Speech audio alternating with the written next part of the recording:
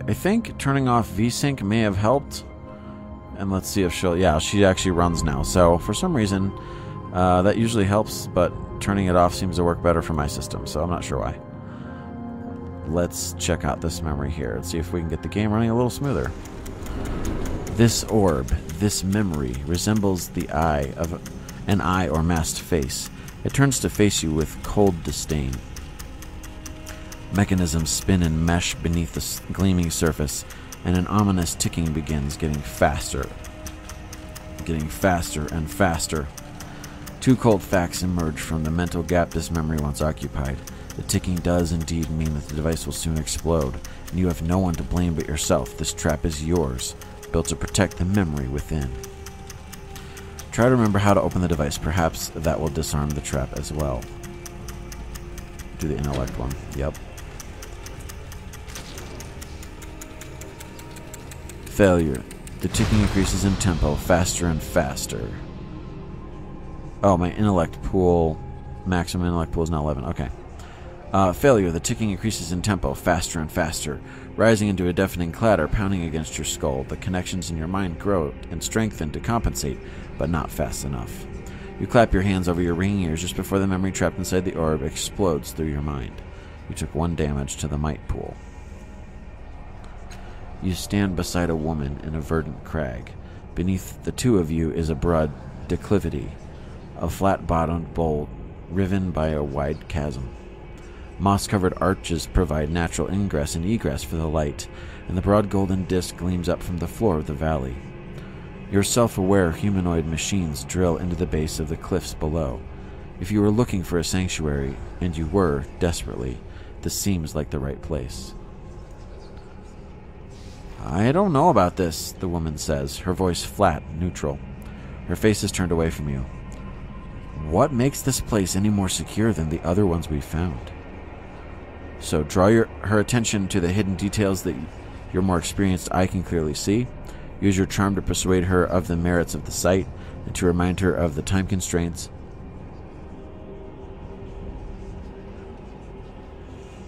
Convince her with the wisdom of your superior intellect. I'll probably do the first one. You shade your eyes against the bright sun so that you can point out the metals in the bluff, the plentiful game to be found in the area, and the solid bedrock beneath the site. She thinks deeply. It's geologically sound? Have you run the sounding samples and checked the strata? No major caverns or weaknesses showed up on your resonance scans? She waits for your affirmations and says, "All right, I'm convinced." The two of you sketch your plans for the sanctuary, drawing schematics and architectural diagrams. Then you descend into the valley to examine the open ground.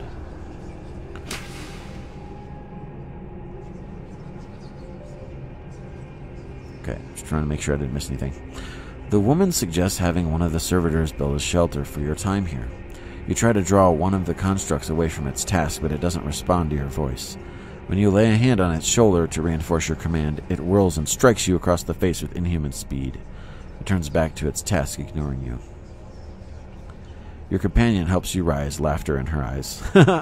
It seems your construct has other ideas. What's the matter with it? Use the Numenera integrated into the construct's body to overwhelm the behavior malfunction.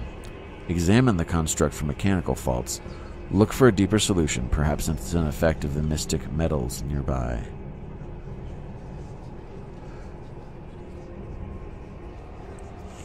I want to know about the Numenera, because that's cool, so let's see what that is. A fog oozes into the valley as you activate the time-scarred artifacts fastened to the construct's behavioral core with a sub-vocalized command. With an abrupt clack and a pulse of pleasant warmth, the devices purge the error, and 7 copper-banded spheres drop out of evenly spaced rifts in the air. Ignoring this common side effect, you give new orders to the malfunctioning construct in a firm, clear voice. Acknowledged.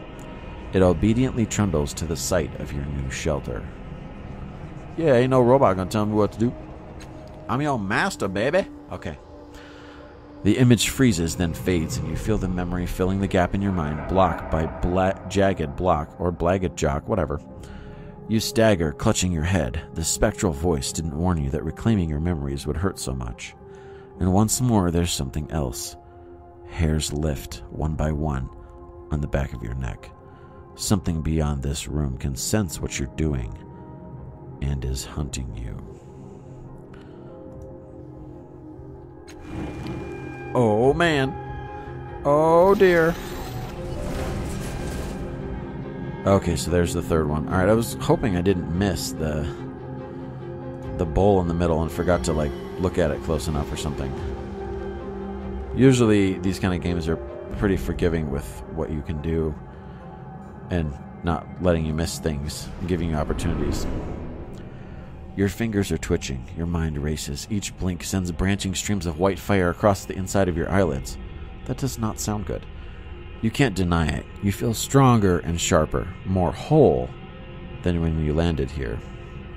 Captive light swirls mockingly beneath the thick surface of the orb before you, obscuring shadows, memories behind it.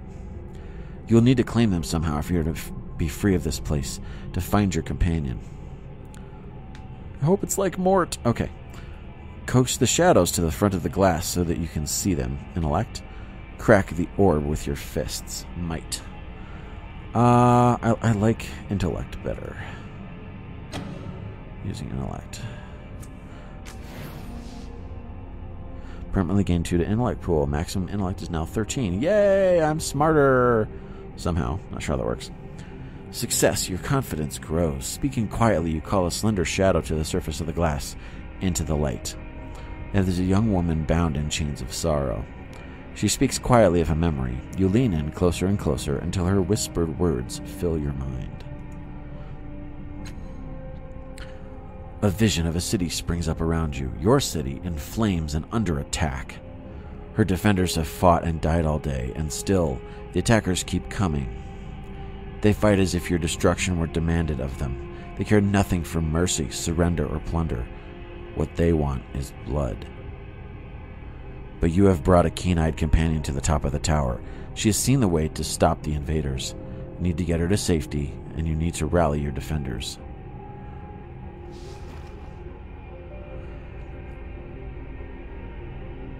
But even as you turn towards the door of the tower, 2 of the attackers descend from the hovering machine. You don't have time to strike at them before they land. One is brutishly large, his weapon a vibrating axe. Oh, I guess it keeps your hands from feeling weird or whatever. It makes your hands feel good while you're holding it, I guess. I'm not sure. The other is slim, sheathed in glassy armor and holding a hilt with a sizzling invisible blade. Steve? From Minecraft? Glassy armor? Is that you? Okay, never mind. Your companion backs away. She's too young to help. Your enemies advance single file, confined by the parapet. Trade blows with the giant. You can handle it, at least for a strike or 2. That sounds smart. Duck under the giant's swing and attack before he can strike. Fight defensively and figure out who presents the greater threat. I'll do the third one. The memory seems crystal clear. The giant is menacing, it's true. But the invisible blade of his companion is more worrisome still. The energy field that flickers and wavers around suggests that she can carve matter at the molecular level, tearing pieces of her target into nothingness. If you're to save yourself, your best bet is to tackle her first. She's stuck behind the giant, waiting her turn to attack you, unable to bring her weapon to bear until he's out of the way. But it's clear that she expects him to handle you, and her eyes rove behind you, her focus on your ward. She's certainly not expecting you to dive between the giant's legs and come up inside her guard. She can't bring her blade to bear in time, and you drive your dagger up under her chin. You catch her before her deadly blade drops onto you and spin her around. The weapon slashes into the giant, and he topples, bisected. The immediate threat ended, you focus on finding a way back to your allies. You open the tower door and rush down the stairs. The door at the base of the stairs is slightly cracked, opening just a bit into the hall, and you hear more of the enemy soldiers beyond. Hurl yourself against the door and knock them to the ground. Crack the door open and sneak past them. Charge through them, counting on your defenses to protect you. Let's do the sneaking option here. You press yourself against the gleaming door, easing it open, and your breath catches in your throat as it squeaks quietly, the sound like a bell in your memory. You pause, but the soldiers in the hall continue to talk. You push again, squeeze yourself through the narrow opening, and creep down the blood-stained hall. The memories begins to fade, and you find yourself back in your own body. Your temples throb with the racing force of your heartbeat, and the reclaimed memories blaze within you, like a bonfire on a mountain peak, visible to every predator for kilometers around. A tremor rocks the floor beneath you, as though a massive fist has struck the room itself. Swaying on your feet, you see frantic movement within the borders of a mirror at the edge of the room.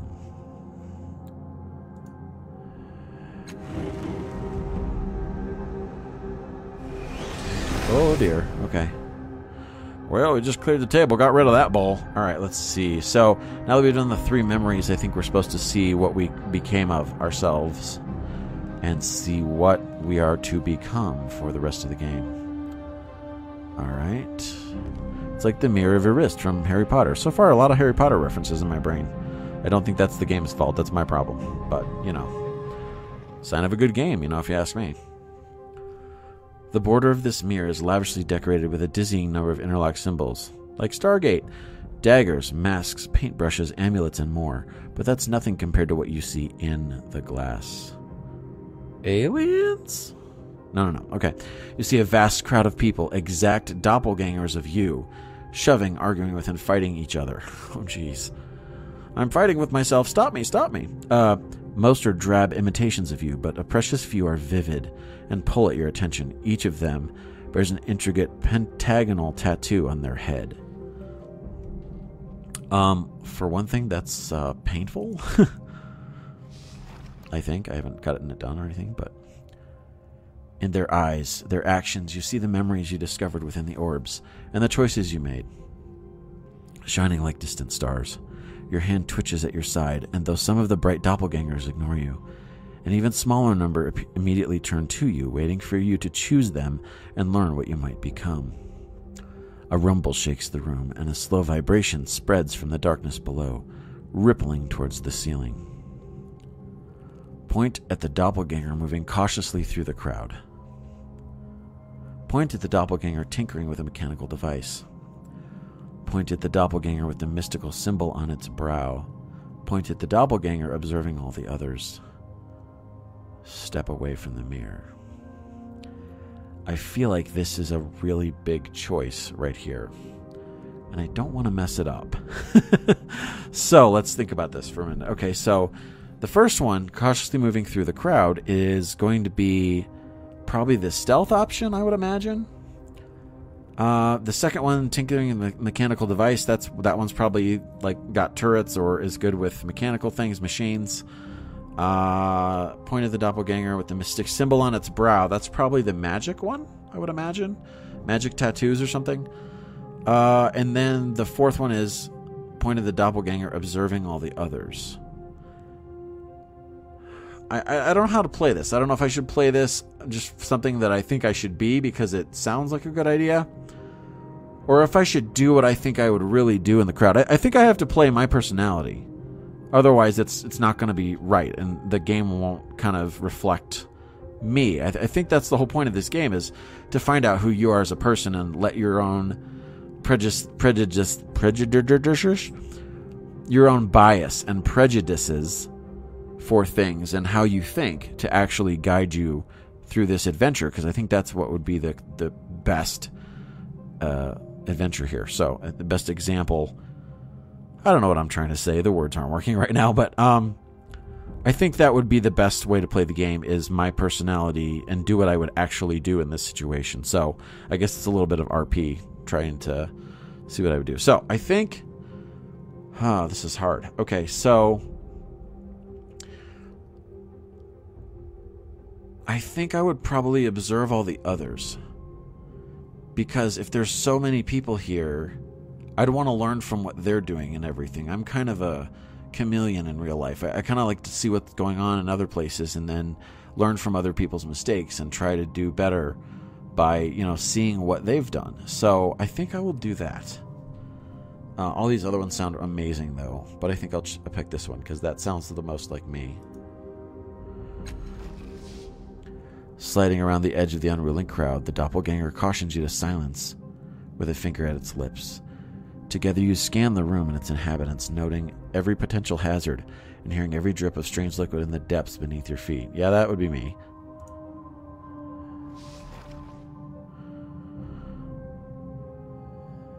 Oh, it's not sliding, it's sidling. That's whatever, same thing.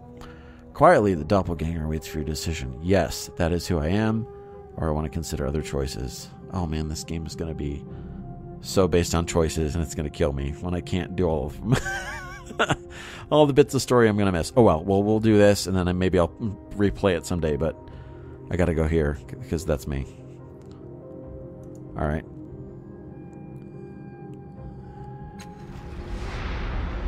Oh boy. Gain descriptor, observant. Yeah, that's kind of me. Your decision rings out into the cavernous room, awakening and unlocking vast mechanisms behind the walls. Suddenly, a grotesque noise rings through your shared worlds, like a bell if bells could rot. This place, your mind, is under attack.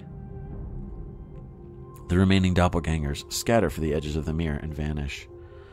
Untroubled, your chosen identity steps out of the rippling glass and into you, filling you, making you whole. Restored 3 might pool, restored 2 speed pool, and restored 4 intellect pool. Okay. The mirror fades, leaving a dark open doorway. You take a deep breath and step through. Oh man, it's so exciting. I can't wait. Oh. Okay. Yeah, I'm nerding out right now, hardcore. Okay. That was a pretty epic beginning.